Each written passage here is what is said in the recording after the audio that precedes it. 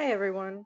Um, it's me, Melissa Cunningham, presenting my presentation on positionality in my work and the influences that I have. I have many different things that I'm looking at when I'm creating work, and I'm going to bring you through just a few of them. I want to begin before I start on the actual artist work by talking about a book that I've been reading in my research. I started out looking at feminist research and the feminist position, and I agree with some of what they're trying to say, but um, I have a hard time with the fact that they're only accounting for about 50% of the population. So while I have used some feminist work as influence in my own work, um, I wouldn't consider that a major part of my work. But there are a few things that I have found that really hit home when it comes to the way I think about my work. So we all read the Susan Hiller interview with Sarah Kent and Jacqueline Morrow. And in that interview, she says that everything that one does and believes informs one's art. And I think that's completely true, especially for my work. Um, Considering that my work is about the body and about trauma and recovery, it makes sense that everything that has happened to me or to anybody really could influence the way that they perceive my work. So, um, moving on to my first influence, I'm going to begin by saying that I was interested in this because of the way that it captures the body. So Yves Klein created a group of body prints with female models who printed their bodies. They put the paint or ink or whatever it was that he was using on their bodies and pressed their bodies up against these canvases, and you get an impression of their body. He did this in 1960. He has videos of the work being created and the final presentation pieces as well, and the two sides of it work in tandem.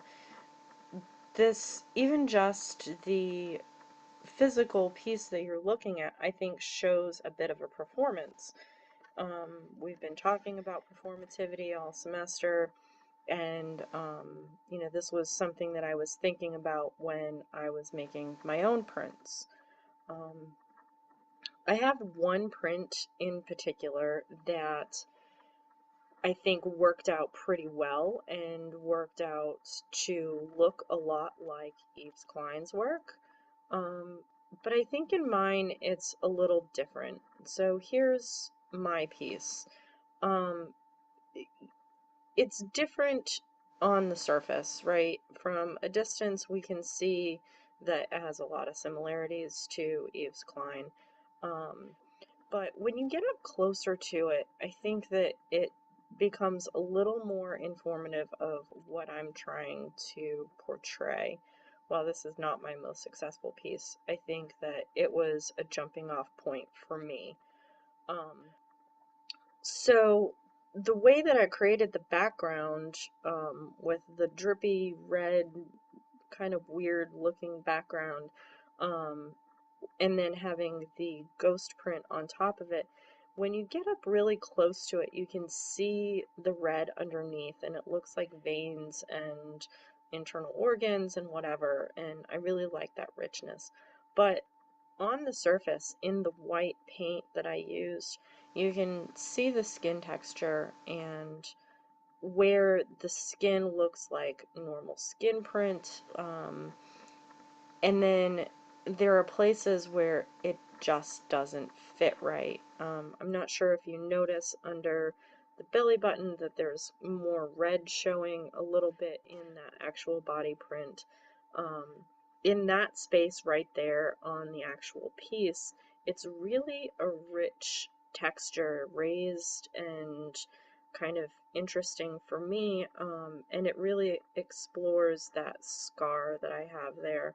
Um, and I found that very interesting, but I also found it to be too subtle and didn't work really well for what I was trying to portray. So I also, at the same time that I was creating these body prints and was getting frustrated with them, I was doing more decorative work.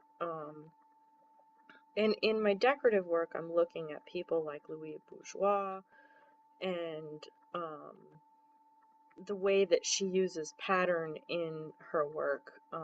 This particular detail is one that I find very interesting, and I think that kind of relates to my work a little bit in that it looks like some sort of growth.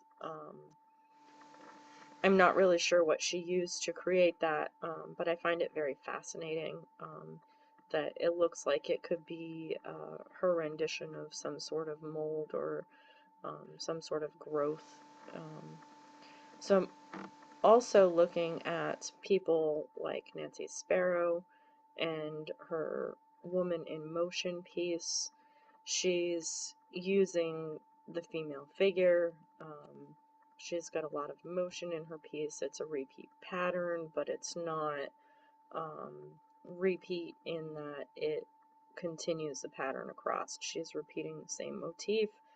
And so those are kind of the things that I was looking at in this next body of work, these cups. I'm showing you two cups in particular.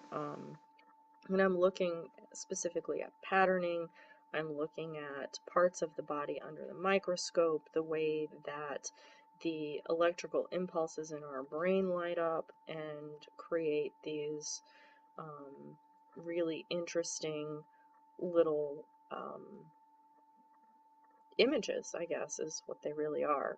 So the one on the left is the images from the electrical impulses in your brain, and they're all different for different people. These are just a few that I was able to use as a repeat pattern. The pattern goes all the way around the pot in the white and the black, and I was really just looking at decoration, but through our body.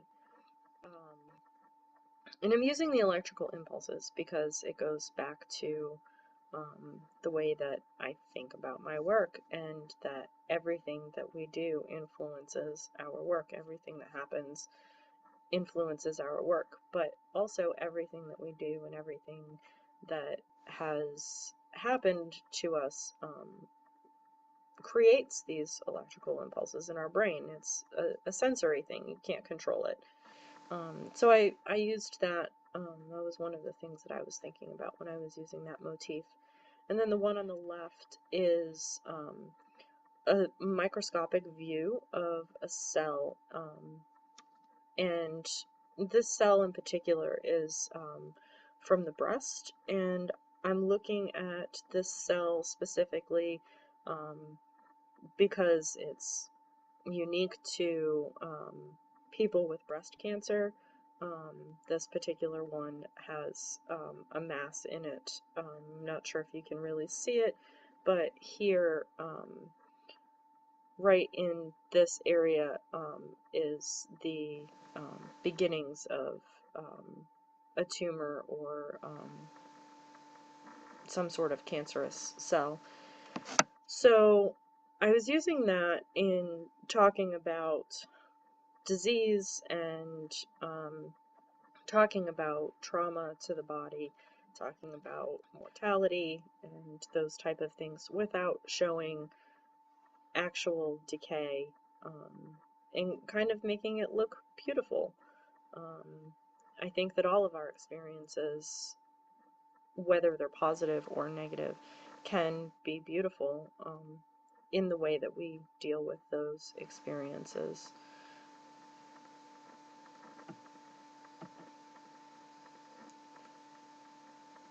I'm also considering really far history, specifically Greek classical, Greek Hellenistic period. Um, I really enjoy the looking at these figures, the perfect body, the golden mean, the contrapposto, the line, all of those things that we learn in undergrad about design and form and sculpture. It's just beautiful. And so I'm looking at this in terms of the ideal. Um, None of us are perfect. None of us have that perfect figure, even when we stand like that, we all have flaws. And so I'm taking this idea of the ideal and um, juxtaposing it against my ideas about trauma and recovery, um, ideas about disease and decay versus health and life. And I'm coming up with pieces like this.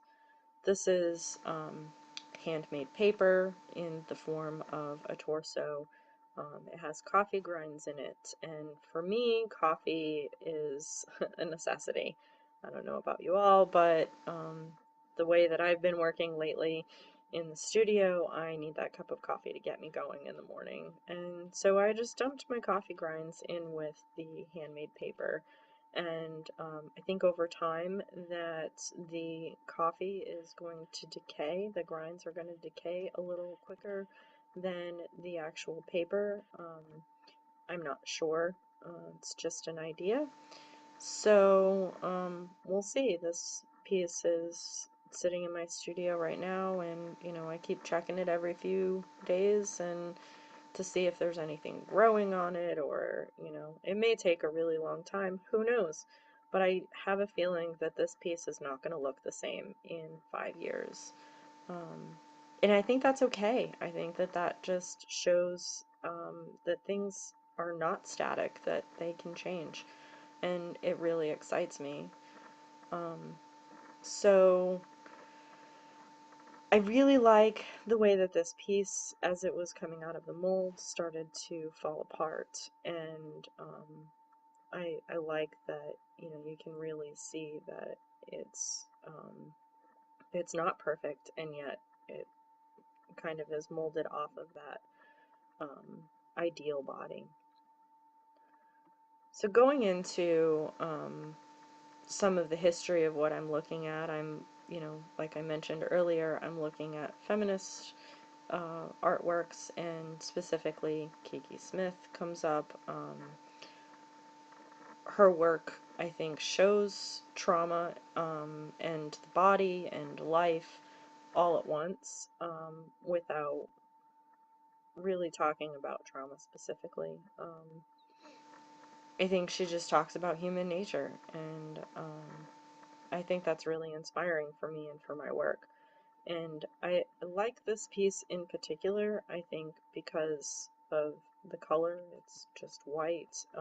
My work is often very monotoned or very natural looking colors. And she's using the female figure, and just all of these different things put together are starting to really inform the way that I'm working now. This is my last piece that I'm going to show, and taking into consideration this ideal body, but it's still a human body, and how can I portray that it's speaking to disease and decay and trauma, um, and yet I'm juxtaposing that with health and life, and I'm doing that through the materials that I'm using. So all of the materials promote health, life, and beauty.